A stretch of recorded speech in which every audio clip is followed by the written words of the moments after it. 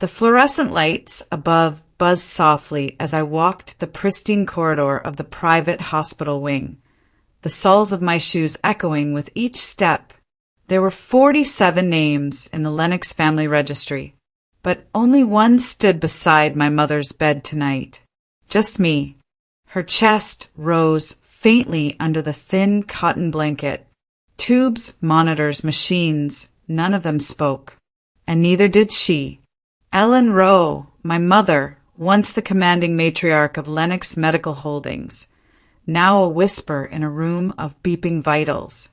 June, the nurse who had watched this slow decline more closely than anyone, handed me a sealed envelope without saying a word. I didn't need her to. The envelope bore my mother's handwriting, steady, deliberate, like it always was when she meant for something to last. I sat beside her, my hand brushing hers, still warm. 47 people, I whispered, and you get me. It wasn't bitterness. It was fact. The irony wasn't lost on me. How the family's invisible disappointment ended up as the final witness. I closed my eyes and let memory fill the silence. You were always the only one who saw people, she had whispered the last time her voice was lucid. Now, I clutched her words like armor. 1 week earlier, the Christmas party at the Lennox estate was its usual parade of polished marble, red velvet, and hollow toasts. I wasn't invited. I was summoned, like the help, but with worse pay. Vera raised her glass halfway through dinner, her voice cutting through the laughter. Even Mom's excuse this year is better than yours, Mara, she said, smirking. At least she had the decency to send a medical report. Laughter. Polished nails clinked against crystal flutes. Darian followed. To those who build, he paused, turning toward me. And to those who just exist. They didn't seat me at the main table. I was exiled to the interns' section, folding chairs and paper napkins, as if they feared I'd stain the linen. I left early, muting the shame behind a nod and a tight smile. Just outside the main hall, I paused. They'll adjust the board next quarter, a voice whispered from behind a curtain. She'll be out, quietly. They didn't even need to say my name. 3 days later, I was at the Lennox Holdings boardroom, uninvited again, but stubborn. A quarterly review of assets was underway. My name wasn't on the slide. It wasn't anywhere. I asked Calder why he hadn't responded to my emails. He didn't look up. The assistant running the projector didn't pause when I entered. It was like walking into a room and realizing you'd already died.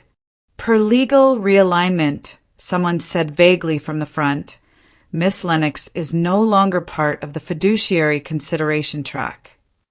That was it. No discussion. Just deletion. I sat for 5 more minutes. No one spoke to me. Then I stood and walked out. I returned to the hospital. My mother hadn't moved. I broke the envelope's seal. The paper inside was thick, cream-colored, the kind she used only for wills and enemies. If you're reading this, it began, it means they left me. And left you. Istechte het looping kosu. A small USB key was taped to the bottom corner of the page. It clinked against the envelope as I pulled it free.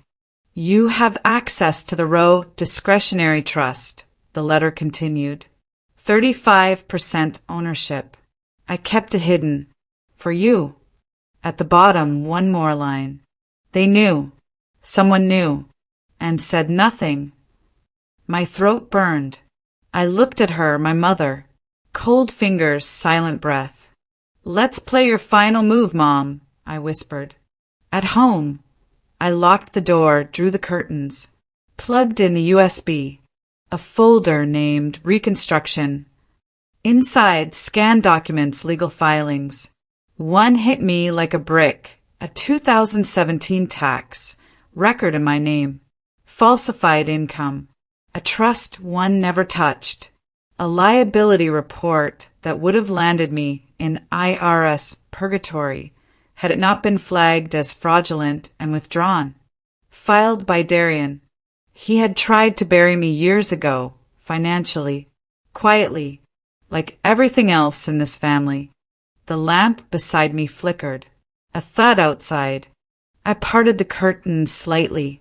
A black SUV, engine off, sat across the street. Tinted windows. Idle. Watching. My phone buzzed. Unknown number. Just one message. Stay out of this. My fingers trembled, then steadied. I looked out at the SUV again and said, not loudly, but clearly enough for myself to hear, "You should have buried me when you had the chance." Ever been erased by the people who should have lifted you up? Tell me your moment. I read every one. The Lennox corporate estate glowed like a fortress of clean money and older lies. I stood outside the glass doors, checking my reflection once, not for vanity but for readiness. My name wasn't on the guest list. I knew that before I got in the car. Security scanned my ID twice like I was a counterfeit bill. "Wait in the hall," the taller one said, eyes flicking to the earpiece. "We'll check." Behind him, the brass plaque gleamed. "Legacy is loyalty." I didn't roll my eyes. I smiled. Vera arrived 10 minutes later, silk and smugness wrapped in designer gray. "Oh," she paused, tilting her head, "you're here cute." Darian followed, his cologne arriving before his voice. "No seat reserved," he said over his shoulder. "Maybe next time come with value." I walked in anyway and dragged a folding chair next to the AV team. If they wanted war, I was here to draft the first casualty list. The meeting started with theatrics. Vera's voice echoed as she walked the board through a slideshow. "Equity realignment is about streamlining value," she purred. Darian passed out thick packets labeled asset deviation, internal inquiry. I already knew what they were. His recycled lie, allegations that I diverted funds. The same IRS fraud fantasy they tried before. My hands didn't shake. My voice didn't waver. "Are you finished?" I asked. Vera paused, blinked. Darian gave a smug little nod. I stood and pulled the letter from my coat. "She knew you would try this," I read aloud. Then I walked to the console and inserted the USB key. Silence. A hum of connection. Then Calder walked in from the back, calm as ever. "The estate recognizes Mara Lennox as trustee of 35% equity." The air shifted. Whispers erupted. Someone actually gasped. The screen blinked and Ellen appeared. She sat in her hospital bed, eyes bright, her voice clear. "They left me. I hope you never leave yourself." The room froze. "My daughter, Mara, has full oversight of the discretionary trust. You'll find Clause 7.2 grants her the right to veto and restructure any holdings tied to her equity." Vera reached for her glass and knocked it over. "And Darian," Ellen continued, her smile brittle, "the 2017 filing you submitted under her name. Well, let's just say the IRS wasn't fooled. Neither was I." The room breathed like it hadn't in years. Calder stepped forward, handed printed documentation to the board chair. "This video is legal testimony under Oregon statute," Ellen concluded. "Let there be no misunderstanding." Darian's jaw tightened. Vera's eyes darted toward the door. Then, from the corner of the room, Lucinda Luce rose. No one had seen her come in, but now everyone saw her. She held up her phone and pressed play. A voicemail crackling but clear. "You sign that paper, or we leak what happened in '94. Vera's voice. Luce looked out over the room. She threatened Ellen. This isn't about stewardship. It's about control. One of the older board members, Mr. Aldridge, broke into a quiet sob. I believed in this family, he muttered. Luce walked over and handed me the phone. You're not alone anymore. I nodded, not just to her, but to all of it. Calder addressed the board. As of this moment, Mara Lennox holds veto rights and full proposal privileges. Vera slammed her hands on the table. This is manipulation. Ellen was unstable. I clicked to the second file on the USB.